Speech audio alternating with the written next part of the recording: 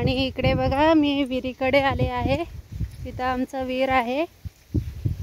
तर आतापर्यंत मी बोरचं पाणी चालू करून विहिरीमध्ये सोडलं होतं आणि आता वाल बंद करणार आहे।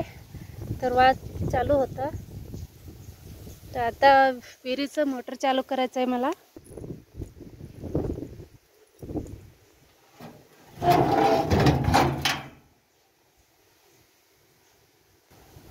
इथे बघा मी मोटर चालू करत आहे। स्टार्ट चालू आहे, लाईट पण आहे। तर इथे बघा मोटर पण चालू आहे।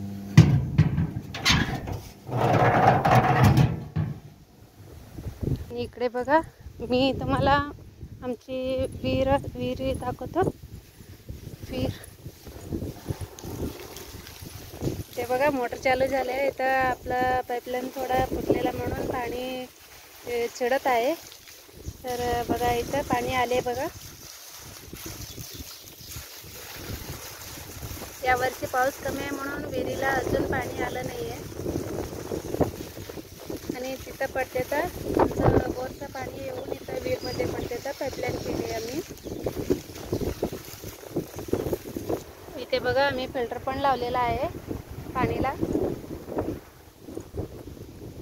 इथं पण कांद्याची पेरणी केली आहे। आणि इकडे बघा हे आमचं पोण्याचं शेत आहे। तोराचं आणि उडीद शेंगा काहीतरी पेरणी केली आहे। सगळ्या प्रकारचे पेरणी केली आहे आमचं पोणे। आणि पोणे म्हणजे आमचं शेजारीच आहे, आमचं सोन्याचं माहेरी आहे। आणि इथे बघा औषध मारून इथे ठेवले आहे बघा, पाकिट वगैरे सगळं। उडीदला वगैरे थोडं सीर झाला होता, किडक लागलं होतं म्हणून औषध मारले तर। आणि एकदम छान आले बघा उडीद आणि तूर, दोन्ही पिके येतात। उडीद 3 महिन्याचं पीक असते, 3-4 महिन्याचं, आणि तूर 4-5 महिन्याचं पीक असते।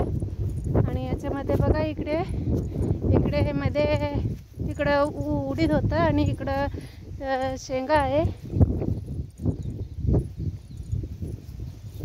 बघा, तुम्हाला दिसत आहे। 3-4 प्रकारचं पीक केली आहे तर त्यांनी। आम्ही फक्त इकडं आमचं भावजी केली आहे कांद्याचं पेरणी, आणि आम्ही पण ते। आणि इथं बघा कांद्याचं रोपं पण आहे तिथं पुढं लावायला।